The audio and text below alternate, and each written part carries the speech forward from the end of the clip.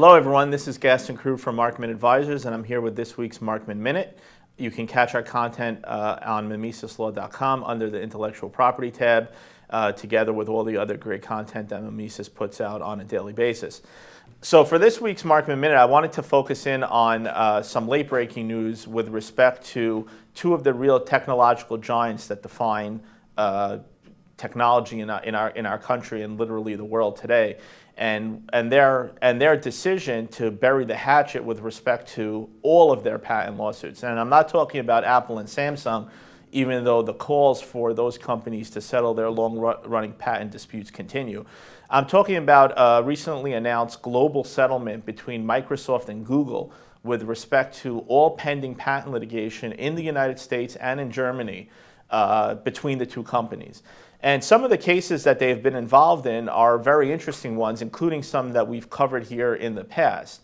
Probably the most high-profile lawsuit between Microsoft and Google actually involved the Motorola friend licensing dispute that we had spoken about when we reviewed the Ninth Circuit decision in Microsoft and Motorola case, and how it impacted on companies like Qualcomm that depend on licensing their patents to other technology companies, and when the patents that they license are actually what we call standard essential patents that need to be licensed to others on fair, reasonable, and non-discriminatory or FRAND terms. So that case has now been settled. The underlying dispute where Microsoft was able to convince the court in Washington that they only needed to pay $153 million or something like some ridiculously low number for use of the standard essential patents that Motorola was asserting against them. As a result of this new announcement, that case has been settled, along with all the other pending patent cases between the two companies across the United States and in Europe, particularly Germany. And what does this really tell us about the patent system that we have nowadays? At one level, when you focus on companies like Motorola, which is owned by Google, the patents were owned by Google, and Microsoft, and you could throw Apple and other companies in there as well. Large technology companies that have an arsenal of thousands and thousands of patents have proven that they can use those patents to fight each other to a draw, which says something about the system that we have and the value of any one particular patent with respect to the large portfolios that are being asserted. So those companies, when they go up against each other, they may make a lot of noise and make a lot of headlines, but at the end of the process, whether it's a year, 3 years, 5 years, what ends up happening is they fight themselves to a draw and everybody agrees to some kind of settlement that probably satisfies no one.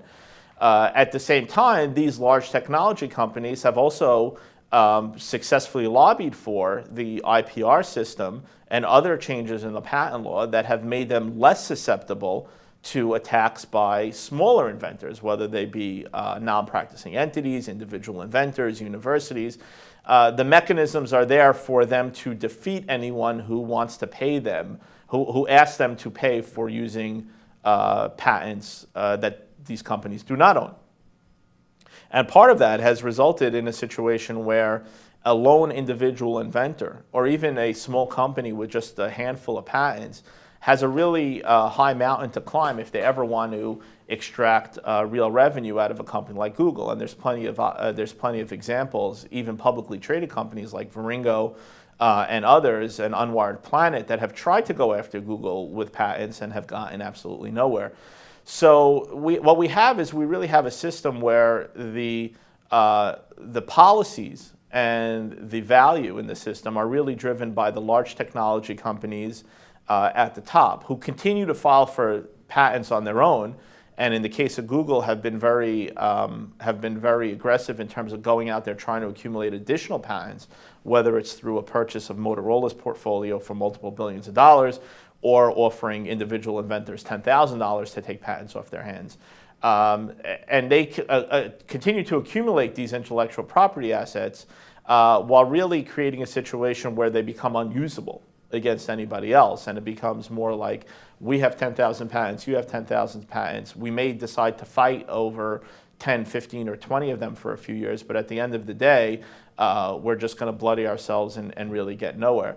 And the question really becomes for both investors and the general public, is this the system that we want? It happens to be the system that we have. And you can argue that the way things have been going, there really has been no downstream benefits to consumers or anybody else when companies like Microsoft and Google decide to bury the hatchet. But at the same time, these companies are continuing to use their patents and put out products that people are using in their everyday lives in an ever increasing manner. So the quid pro quo is there. We all depend on the Windows ecosystem or the Android ecosystem or Apple's iOS ecosystem, and all those ecosystems and the related hardware and software are protected by these many thousands of patents. The question really becomes: is this a system where there's a seat at a table for anyone else?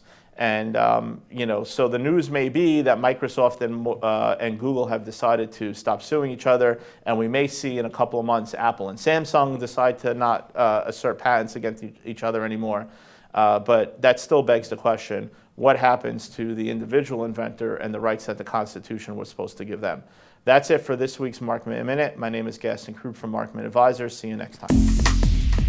Secondly, a court responded to Bass on the merits and argued actually that the petition that he filed, and in particular the prior